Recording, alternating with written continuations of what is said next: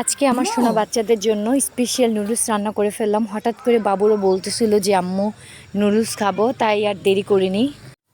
তাই ঝটপট করে ফ্রিজটা খুলে এক পেলাম। যদিও মুরগির মাংস পুরোটা লাগবে না, জাস্ট 2 থেকে 3 পিস লাগবে, কিন্তু কি আর করার, এখন এটা বরফ তো ছাড়াতে হবে। যেহেতু নুডলসটা এখনই রান্না করব, আর তাই দ্রুত বরফ ছাড়াতে হবে। আর তাই আমি ফ্লাক্সে গরম পানি সবসময় রেখে দিই, সেই গরম পানি দিয়ে আমি মাংসটা ছাড়িয়ে নিব। বরফ ছাড়িয়ে 2 পিস মাংসের টুকরো নিয়ে নিলাম এবং এই মাংসের টুকরোগুলো ছোট ছোট করে কেটে নিব। যদিও আমার বাচ্চারা শুধু সবজি খেতে চায় না, আর তাই আমি নুডলসের সাথে 2-1টা সবজি আইটেম অ্যাড করে দেই। এতে করে কিন্তু সবজি থেকে পাওয়া যে ভিটামিন আছে, যা বাচ্চাদের খুবই স্বাস্থ্যের জন্য ভালো। আর তাই আমি 2টা সবজি এখানে অ্যাড করেছি, একটা গাজর আর একটা হলো আলু। এতে করে কিন্তু নুডলসের সাথে বাচ্চাদের সবজিটাও খাওয়া হয়ে গেল। আপনারা চাইলেও এই কাজটি করতে পারেন। যাদের বাচ্চারা সবজি খেতে চায় না, অবশ্যই নুডলসের সাথে এই সবজিগুলো অ্যাড করে দিবেন। এখন আমি ভালো করে সবজিগুলো ধুয়ে নিব, তারপর মাংসটা ধুয়ে নিব। একটি পাতিল নিব, যে পাতিলে আমি সবজি এবং মাংসটা একসাথে আমি সিদ্ধ দিব। সবজিটা সুন্দর কালার আসার জন্য আমি অবশ্যই হলুদের গুঁড়া, মরিচের গুঁড়া এবং লবণ অ্যাড করে নিব। তারপর ভালো করে নেড়ে ঢাকনাটা দিয়ে দিব সিদ্ধ হওয়ার জন্য। দেখতেই পাচ্ছেন মাশাআল্লাহ সবজিটা সিদ্ধ হয়ে গেছে, যেমনটা আমি চেয়েছিলাম। এখন চুলা থেকে সবজিটা নামিয়ে নিব।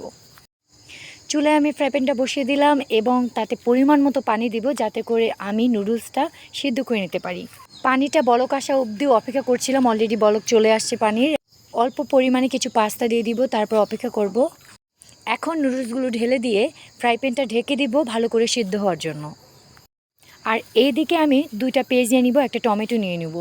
যদিও পেঁয়াজের দাম অনেক বেশি, কিছু করার নেই, খেতে হবে, বাধ্যতামূলক, না খেলেও চলে না। যাই হোক, আমি এখন টমেটোটা কেটে নিব। তবে টমেটোটা একটু ছোট ছোট করে কাটার চেষ্টা করব। তারপর আমি পেঁয়াজ দুটো ভালো করে কেটে নেব। যদিও পেঁয়াজটা আমার একটু বল টাইপের হবে, একটু গোল গোল করে কাটবো, একটু ডেকোরেশনটা সুন্দর যাতে হয় এর জন্য পেঁয়াজটা আমি একটু গোল গোল করে কেটে নেব। যদিও তরকারি রান্নার ক্ষেত্রে আমি 2টা পিস কখনো দিই না, আমি একটা পেঁয়াজই দিই। এখন একটা একটা করে পেঁয়াজগুলো আমি ছাড়িয়ে নেব। এতে করে পেঁয়াজগুলো সুন্দর করে ভাজা হবে এবং দেখতে খুব সুন্দর লাগবে। এর মধ্যে কিন্তু চুলায় বসিয়ে দেওয়া নুডলসটা আমার পুরোপুরি সিদ্ধ হয়ে গেছে, যেমনটা আমি চাই। এখন নুডলসটা আমি নামিয়ে নিব। চুলায় প্যান দিয়ে দিব এবং পরিমাণ মতো তেল দিয়ে দিব এবং অপেক্ষা করব তেলটা গরম হওয়া অবধি। তেলটা গরম হয়ে গেলে পেঁয়াজটা দিয়ে দেবো, ভালো করে পেঁয়াজটা নাড়াচাড়া করে দিব এবং পেঁয়াজটা যাতে পুড়ে না যায় ওইদিকে লক্ষ্য রাখবো। পেঁয়াজটা মোটামুটি লালচে ভাব চলে আসলে তার সাথে আমি কিছু কাঁচামরিচ অ্যাড করে দিব। ছোট ছোট পিস করে কেটে রাখা টমেটোগুলো আমি পেঁয়াজের সাথে অ্যাড করে দিব। দেন একটু ভালো করে নাড়াচাড়া করে দিব। টমেটোগুলো হাফ সিদ্ধ হওয়ার জন্য একটু ঢেকে দিব। অলরেডি টমেটোগুলো সিদ্ধ হয়ে গেছে। ছোট ছোট পিস করা মুরগির মাংসের সাথে যে সবজিগুলো আমি সিদ্ধ করে রেখেছিলাম, ওইগুলো আমি এখানে অ্যাড করে দিব।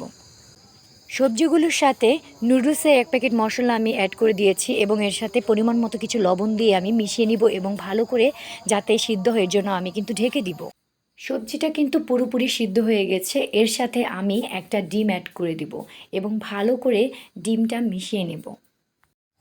তারপর ভাপ দেওয়া নুডলসটা সবজির সাথে অ্যাড করে নিব, ভালো করে মিশিয়ে নিব এবং একটি নুডলসের মশলা এর সাথে অ্যাড করে দিব। আমি কিন্তু এখানে 2 প্যাকেট নুডলসের সাথে 2টি মশলা আমি অ্যাড করেছি, কেননা এখানে সবজি ছিল এক্সট্রা তাই। আর এখন পরিবেশনের জন্য একদম রেডি। দেখতে যতটা সুন্দর, খেতে এর চেয়ে বেশি সুস্বাদু।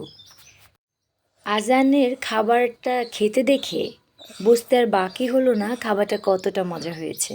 তখন বাবাকে বললাম, আজান কেমন হয়েছে? আজান বলল, থ্যাংক ইউ আম্মু, মাশাআল্লাহ ইয়াম্মি হয়েছে।